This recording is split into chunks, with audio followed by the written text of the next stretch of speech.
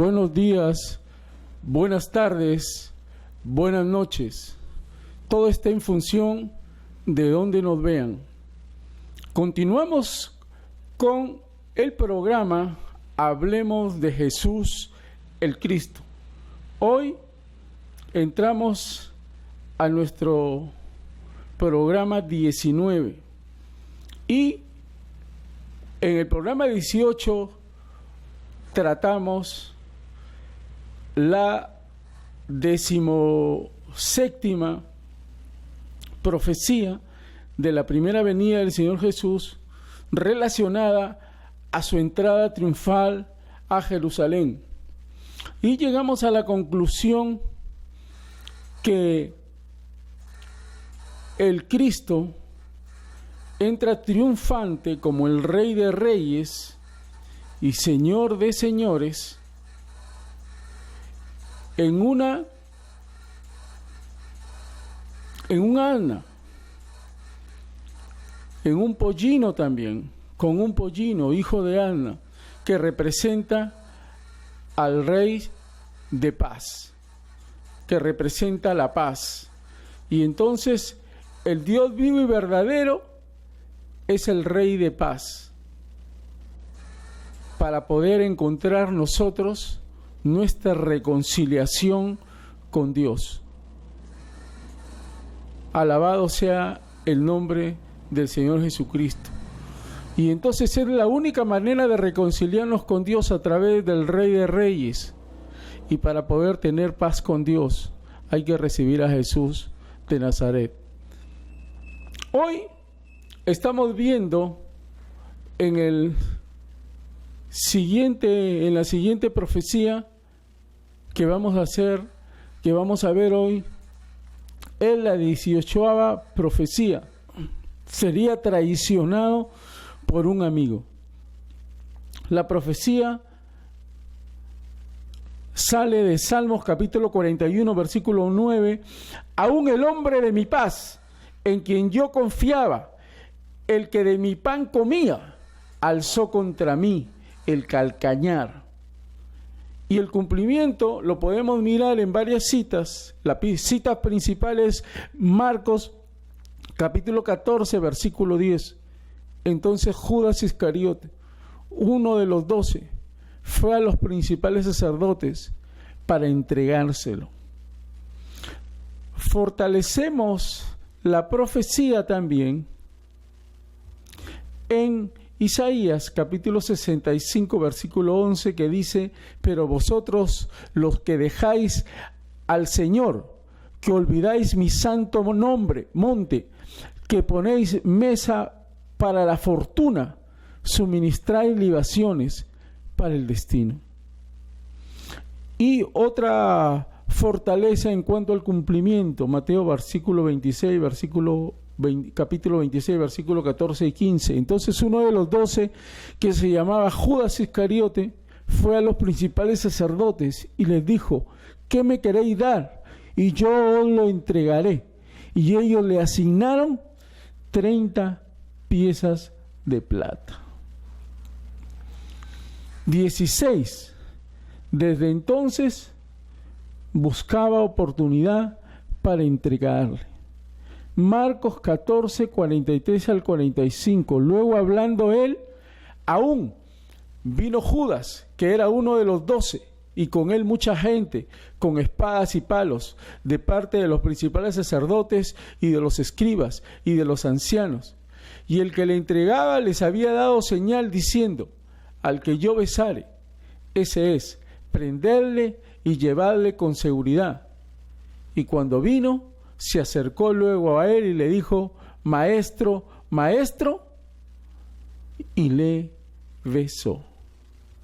Nosotros entonces podríamos decir cuáles son las palabras más importantes de todo lo que hemos leído en las Sagradas Escrituras.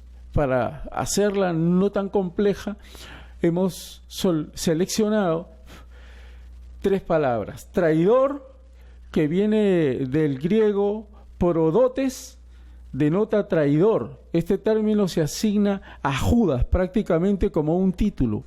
en Lucas 6:16, en segunda de Timoteo 3:4 aparece dentro de una de las listas de caracteres malvados, anunciado como abundantes en los últimos días.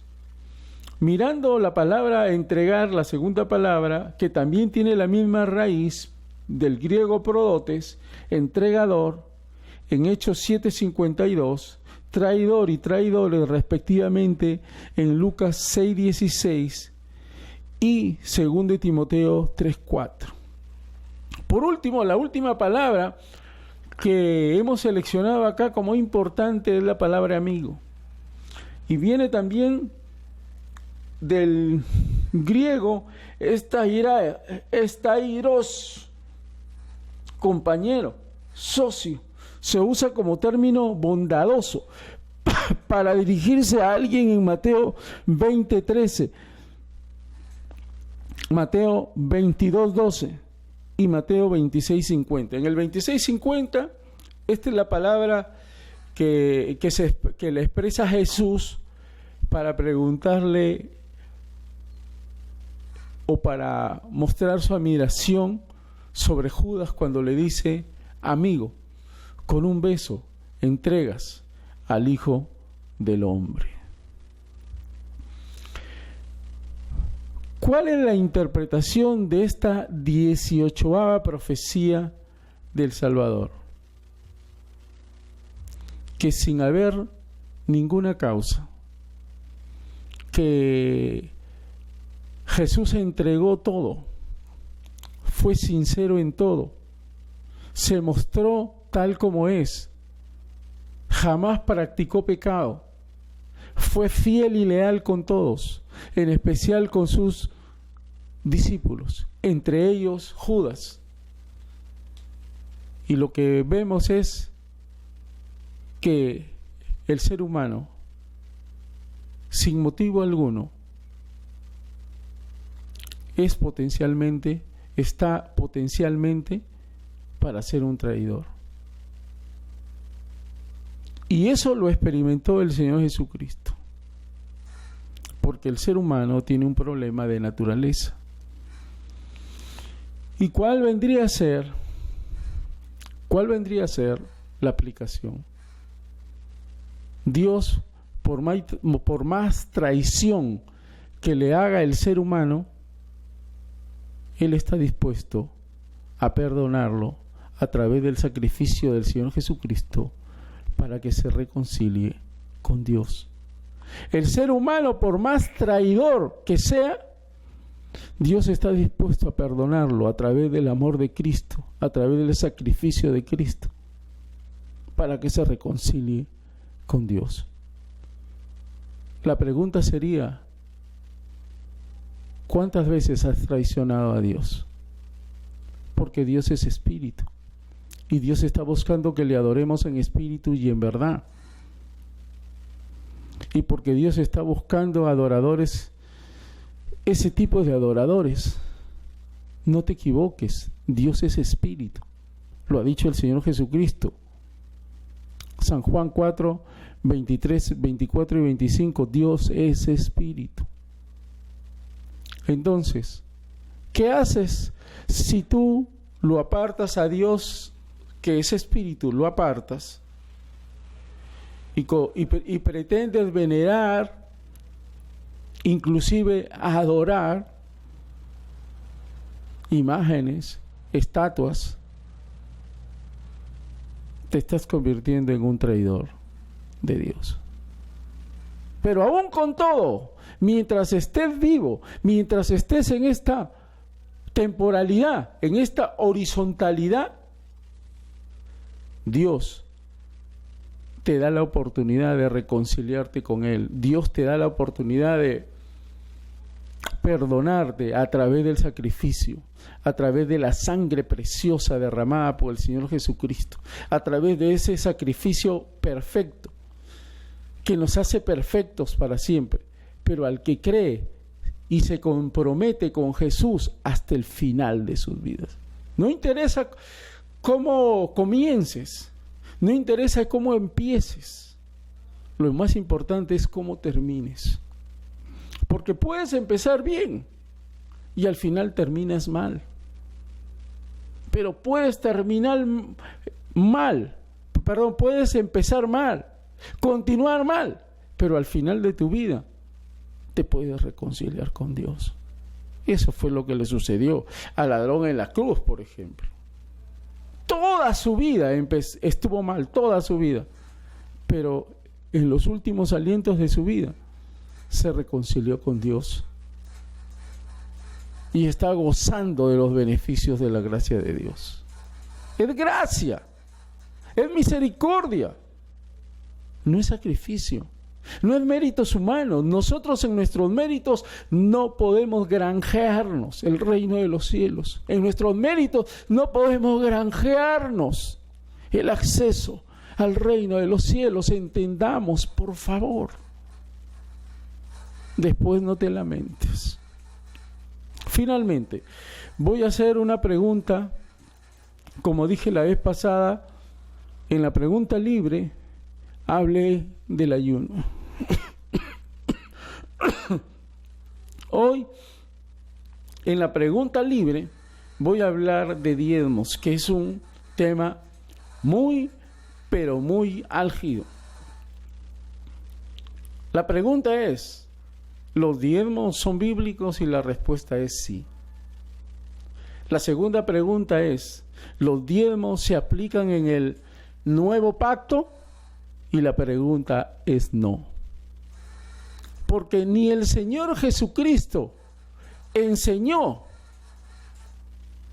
que se diera diezmos en el nuevo pacto, porque los que tenían que hablar de eso, tanto el Señor Jesucristo como los apóstoles, no lo hicieron. Pero cuando vieron a alguien que estaba en la ley, que vivía en la ley, sí le dijeron. Cuando Jesús dijo, misericordia quiero, no sacrificio, les dijo, es necesario que diezmen el eneldo y todos los productos de la tierra que daban en Israel, pero sin dejar la misericordia y la bondad. Pero al que estaba en la ley, no al que iba a entrar a la gracia, no el que iba a entrar al nuevo pacto. Ahora, en la ley, ¿cómo eran los diezmos? Los diezmos no eran en dinero.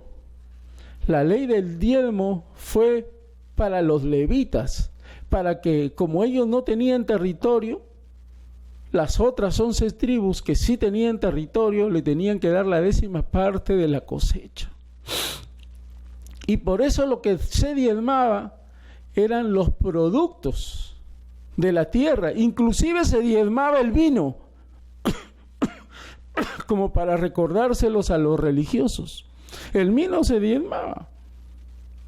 Pero todo lo que se diezmaba era comestible. Se tenía que comer en el alfolí. Y se le daba a los levitas, y también se le daba el diezmo de los diezmos al sumo sacerdote. En este caso, el primer sumo sacerdote fue Aarón. Ahora, con eso en mente, hay que entender que los sacerdotes vivían de las mejores ofrendas, no vivían de los diezmos. Eso está claramente estipulado en el capítulo 18 de Números. Si a usted le interesa el tema, lea Números y ahí se va a dar cuenta que las cosas están bien delimitadas. Los sacerdotes tenían más de 10 ofrendas por los cuales ellos se sostenían, pero no se sostenían a través de los diezmos. Ahora, antes de la ley, hubieron 2 eventos de donde se agarran los que obligan a los incautos a diezmar en las congregaciones. Y hablan del caso de Abraham, que diezmó de un botín que no era de él, sino de una guerra, y diezmó el botín. ¿Y a quién le puso el diezmo? A Melquisedec, que era una figura del sumo sacerdote para siempre, que es Cristo. En otras palabras, nuestro padre Abraham se adelantó a todos nosotros y le diezmó a Melquisedec, que era la figura, la prefigura, que era el tipo del que venía. ¿Y quién era el que venía? El gran sumo sacerdote, el sacerdote eterno, el sacerdote perfecto, que tiene un sacerdocio gratuito.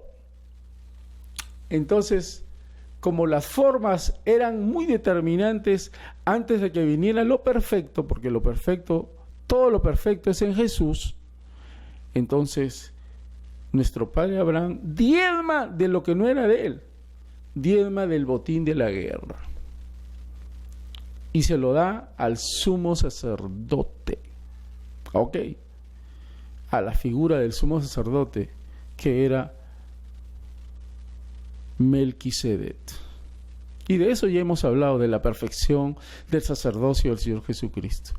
Y hay un segundo evento que no se prueba, sino que es una promesa, y es la promesa de que Jacob le hace al Señor nuestro Dios cuando le dice que si él lo sacaba de las circunstancias adversas que estaba en la casa de Labán, él iba a diezmar. Vamos de lo que tenía, vamos a asumir que lo cumplió. ¿Y quién era Jacob? El padre de las 12 tribus de Israel. O sea, así como Abraham